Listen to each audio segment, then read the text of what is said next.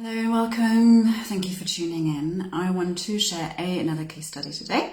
And today I want to talk about working with anxiety and depression in the Thai massage treatments or any form of body work, or I guess also movement modalities. But going back to Thai massage, so I haven't counted this, but if I was to go through my whole folder of client notes, at a good guess, so probably every second person has ticked the box for anxiety on the health questionnaire. And I don't think I'm exaggerating there. Also, a good amount of people would tick the kind of box for depression. And I would, from my experience working with people, that does look very different, and I will speak to why the less people would tick the depression box. So that, first of all, there's just so many people, and I observe this more and more and more right now in these current crazy times. It's so brave. It takes so much bravery to even be in this life, never mind actually deal with anything of any kind of challenge or level of challenge.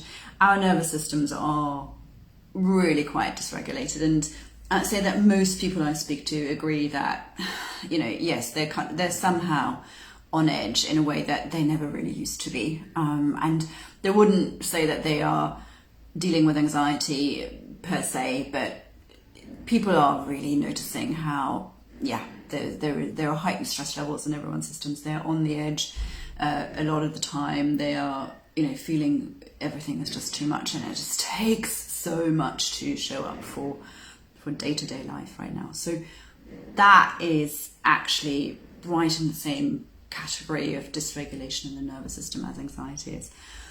Another thing I observe is a lot more young people are really struggling. It's a slightly different example, but I run a class for people who are struggling with back pain, and if you think that would mostly be like sort of 60-year-olds or something, far off. The majority of the students are 24-year-old young women who are dealing with so much anxiety in their system and chronic back pain already at that age. And I'm hugely generalizing, of course, but and I've had this conversation with quite a few of my colleagues now. When I was in my early 20s, or when we were in our early 20s, yes, we had our things to deal with too, but I just don't think it was anything like this. It was a completely different level of pressure, and the pressure there's on the younger people now, it's extraordinary. Ooh. Excuse me, hay fever. I should do a case study on that. The reason I put depression a little bit separately is that I've had a few clients who struggle with depression and actually would come for treatments as part of dealing with that. But when that is severe, then they're very unlikely to be even in a place to get themselves to take that action and to take a treatment. They are just much less likely to be in that place. So people who are dealing with depression and might be taking a treatment are more likely, from my experience, in a better phase right now. They are already dealing with it. They might be doing a whole number of things to cope with their depression and to heal, and then to support them in that process, they would also realize that they need to look at their body and deal with the body, and reconnect with their body, and would be coming for some sessions. That's a slightly different situation. People coming for treatments who tick that box, anxiety or panic attacks or those kind of things, very often also they don't come because of that. Very often they actually come because they're dealing with all of the other symptoms around that. Very often pain, back pain, headaches, sluggishness, exhaustion, digestive issues, chronic fatigue, fibromyalgia, all sorts of other things that are all connected to the anxiety. Could also be connected to depression. There is a little bit of a what comes first and what is, so dealing with any severe chronic condition will also create more anxiety in the body or potentially lead to depression, and vice versa. A lot of the dysregulation in the nervous system is the root cause to a lot of these physical symptoms.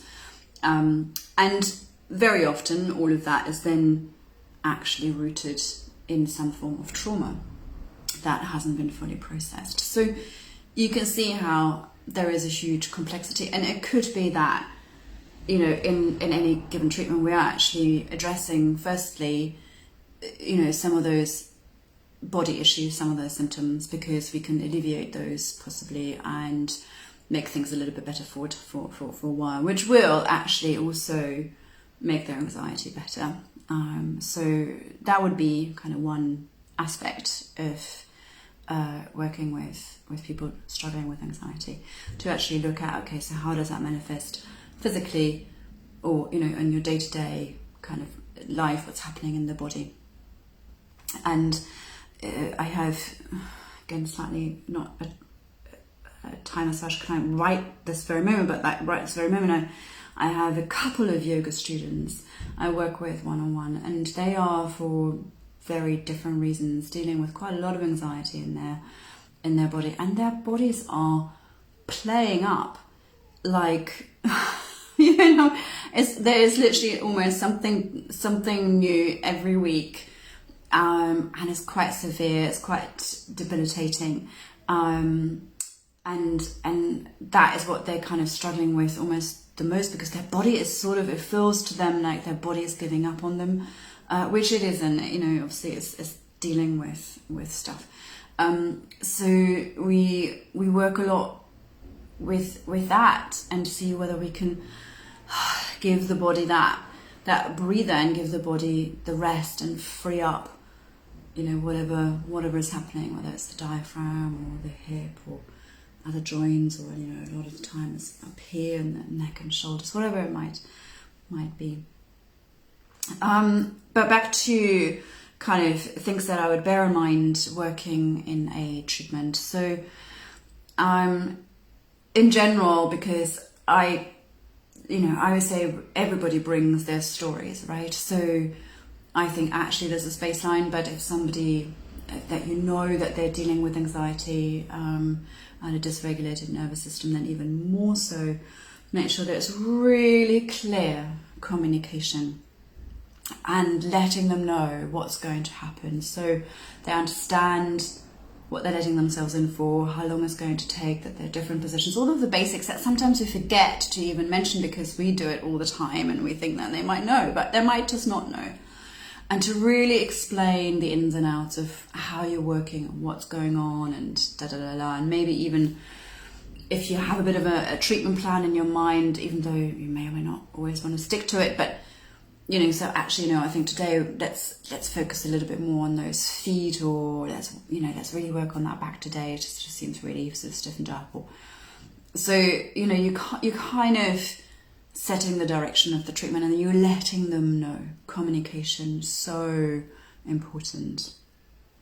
They need to feel safe, that they know what's happening. Giving explicit permission, really explicit permission. I can't underline that enough, that they really feel that they can say no, they can say stop, they can say it's too much. They could leave halfway through the treatment if they just don't want to deal with it on that day. Really important. And so therefore I actually would even suggest to check in with them from time to time verbally. There is a sort of thing in Thai massage that we always kind of focus so much on this relaxation thing, and want to avoid any verbal communication as much as possible, and and it's really quiet and nice and beautiful. Yeah, that's nice. But actually, I think, if somebody feels quite anxious and dysregulated in their nervous system and overwhelmed with most stuff in general, they would actually appreciate you checking in with them, that they know that you have that you've got them, that you've got their backs, basically, that you care, that everything still feel really comfortable and pleasant, in fact, and good for them. So yeah, more often checking in if the pressure's okay, how they're doing, if it's okay, blah, blah, blah. I would also establish right from the start and really make sure I make a note of that, if there is any part of the body that they feel really uncomfortable being touched. And it could be any part of the body that they don't feel comfortable with. But I have clients who don't like their ears touched, they don't like their face touched, they don't like their feet touched, they might not want an abdominal massage, whatever it might be. And that they might feel nervous about, or it could be, and they could just be worried. They should be letting you know about, all sorts of things. But obviously, but it could be something as, I don't know. I had somebody she had a fresh tattoo, and she was feeling really worried about that, that it could get smudged or something, or there's somebody else who has always had skin issues and now has this beautiful skin, but is still feeling really anxious about that. So she doesn't want anyone touching the face. And I make a real note of that. And I say, look, and if one day you kind of sort of want to change your mind about it, then let me know. That's also fine. But, I will make a note and I will keep my promise, don't just suddenly have a go and experiment and see, maybe, a face massage is so nice, so why not? I'm sure she'll like it. No, there was an agreement. We're not touching the face. We're not touching the face. So important to stick to that. Really, really, really important. Something to consider is, it depends a little bit, obviously. My treatments are hardly ever symmetrical anymore, and it goes, whatever, and I never really know where we end up. And I have a couple of clients who deal with a mental illness condition, and I work way more symmetrical, way more structured with them, and don't sort of mess about so much and kind of go wild and da-da-da-da. Again, so that their nervous system and they know, okay, so this is coming, and then the know is going to be repeated on the other side, and that every part of the body gets touched, and there's a kind of sequence to it, and actually creates a sense of safety. That structure can give such harmony, real harmony, and so that's definitely worth exploring to, especially those who are more advanced practitioners and who've gone away, let go of their sequence and all of that, to actually sort of go back to sequencing a little bit in a more structured way again. That can actually be really, really helpful. And I would also say I would probably work with a few more sort of stretches and moves and twists and things, because one great thing about Thai massage is that it has all of that, I'm going to call it action going on, and there is less stillness, because stillness might just be the one thing that they really struggle with. An anxious mind, traumatized mind, stillness could be, the one thing that actually is super uncomfortable. And with one of my clients, for example, I remember we had a chat about that once after, so I would always have a few moments of stillness, of course, and there's also a few things where we're just holding for a little while, and that's kind of like the nature of the technique. But I would check in with her and say, what do you enjoy the most? Do you usually enjoy more the stretching things, or do you enjoy some of that rocking stuff that we've been doing, or is there any one of the positions that you really like on your front or sitting, or do you enjoy the more still moments or with the lighter touch? Which of the bits do you like the most? And in her case, she was definitely preferring the movement and the stretches and feeling her body, because that dissociation with the body was also an issue with her, and the still moments she didn't enjoy as much. And so we then checked in, and does that still feel okay? Is it okay? And she goes, yeah, it's okay. And then I would just explain a little bit as to why some of those techniques we are holding for a little bit longer, and give it a little bit of an explanation, what I was actually doing, whether it was a fascial release or whether it was whatever it was, an occipital release, or whatever it might have been, to give her a bit of an understanding and an insight, and that would help. So knowledge can be so valuable. And she was like really cool with that. She was like, oh yeah, I get it, and actually I feel that too now that you say that, and that makes sense. And so, but I bear that in mind. So I'm not going to overwhelm her with too many still moments in the treatment. But we'd also include it.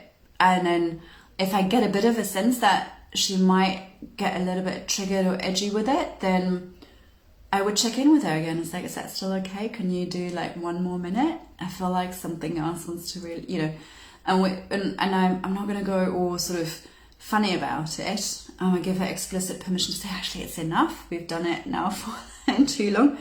Great, we come out. We would just say, yeah, no, it's fine.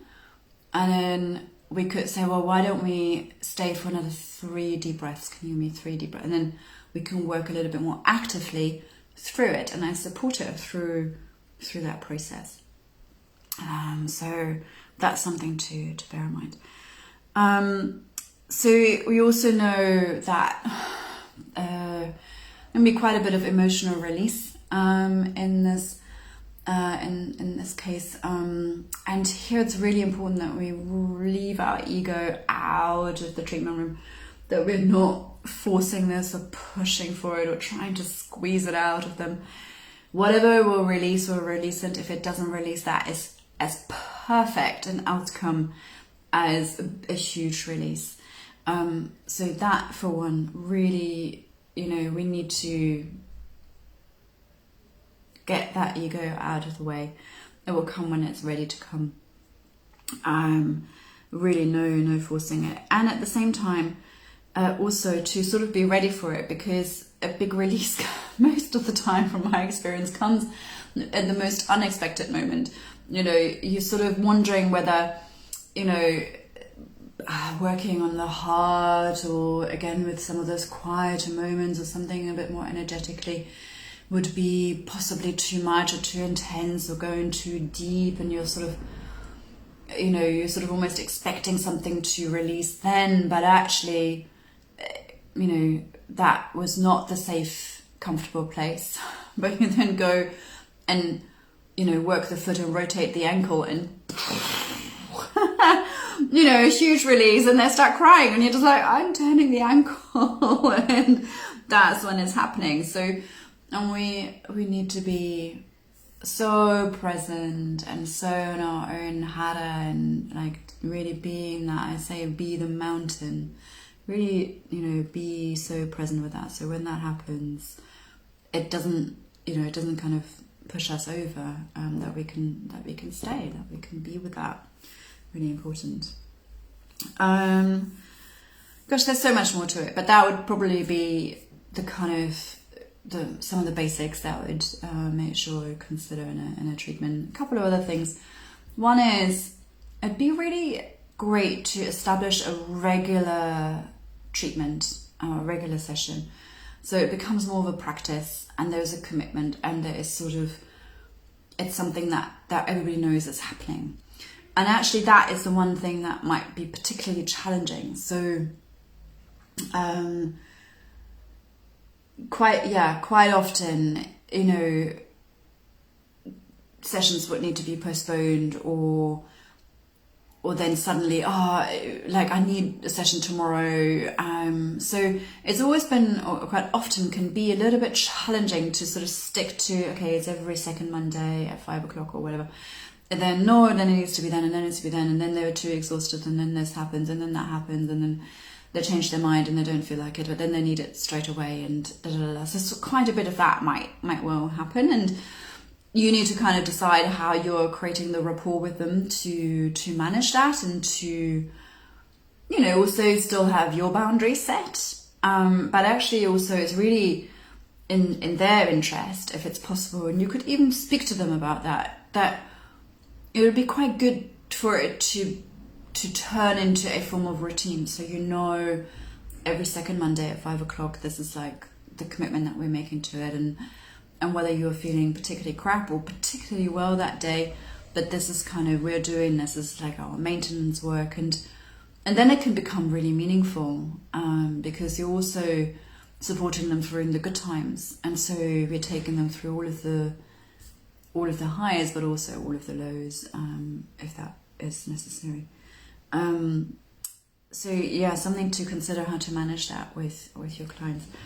And then the other thing that I think might be really helpful is to know about resourcing and have a whole bunch of resourcing tools available that, first of all, you can do with them should they get triggered in the session and we need to regulate the nervous system there and then and support them in that process, so should something arise. So that one, know what to do in that situation, but also to give them some resourcing tools that they could actually practice themselves anytime that they need to.